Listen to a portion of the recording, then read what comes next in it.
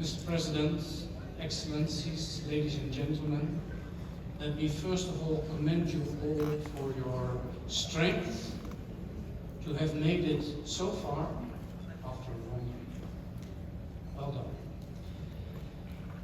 Mr. President, the national anthem of Ghana, which was so beautifully sung this morning to open this morning's proceedings, contains several lines that reflect Ghana's sometimes difficult past. I'm thinking in particular of these words from the first verse.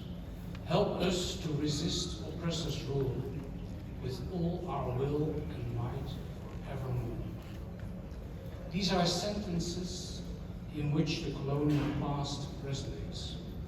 Certainly also the history of slavery, and this not only applies to Ghana.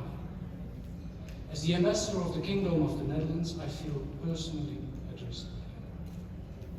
Fort Elmina, here on Ghana's coast, and which picture we have seen quite often on the screen, stands as a powerful reminder of dark chapters in my country's past. It bears witness to the role the Netherlands played in the transatlantic slave trade. This is a chapter that cannot be unwritten, undone, that resonates in present and future generations.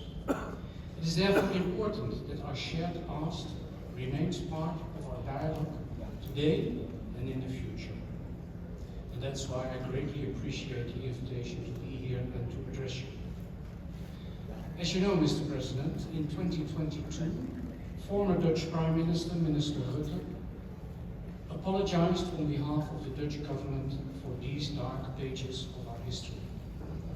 In 2023, the King Willem-Alexander, reiterated these apologies and asked for forgiveness. Today, at the invitation of the Republic of Ghana, I, together with my German colleague, will focus on the possible return of objects of cultural significance, the return of cultural artifacts. Since 2022, the Netherlands government has adopted a policy that enables the return of culturally significant objects that were unlawfully taken from other territories in a colonial context.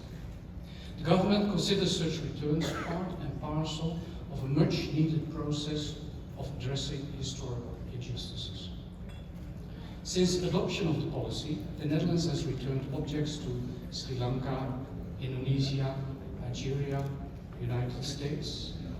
Examples are the cannon of Kandy to Sri Lanka in 2023, the Lombok treasure to Indonesia in 2023, and, shown here behind me, a collection of Benin bronzes to Nigeria in 2025.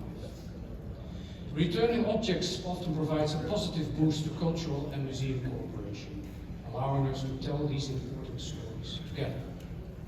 Our policy is demand-driven. The process begins when a country requests the return of an object that it considers its own. We regard it as our duty to make our collections transparent through digitalization and publication, including available provenance information. Joint provenance research can be initiated in cases where there is uncertainty on how the object came into the Netherlands' possession. An independent advisory committee working closely with experts from the country of origin assesses requests on the basis of provenance research. The Dutch government finally decides on which path. If the advice is positive, the object is returned unconditionally in collaboration with the country of origin. After return, the country takes responsibility for the object and decides where it belongs.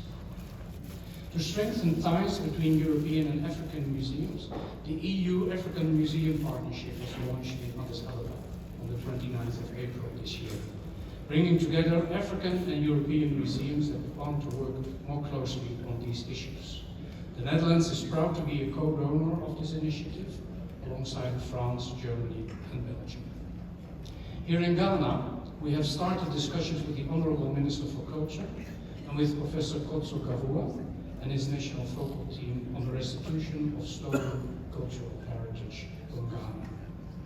As mentioned, the first step is to show which objects in Dutch collections are likely linked to Ghana. I'm therefore proud to present to the President later on a catalogue of objects from the National Ethnographic Collections in the Netherlands, the World Museum. The exact provenance of these objects, and there are 2,000 in this catalogue, is not yet fully known. But this catalogue is a starting point for continuing this return process together.